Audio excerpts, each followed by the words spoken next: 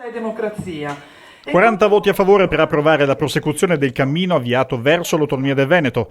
Altri 10 consiglieri non hanno invece votato per esprimere la richiesta di modificare qualcosa in questo percorso.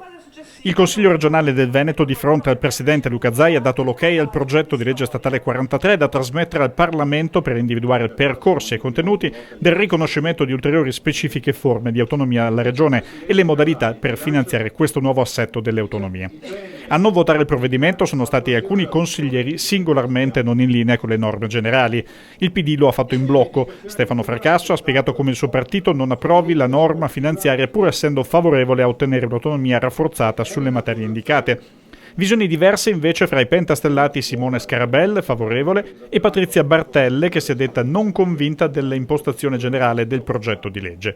Così come la morettiana Cristina Guarda non ha votato, sottolineando carenze soprattutto in materia di agricoltura e commercio estero, a differenza del compagno di corrente Franco Ferrari, che ha votato a favore.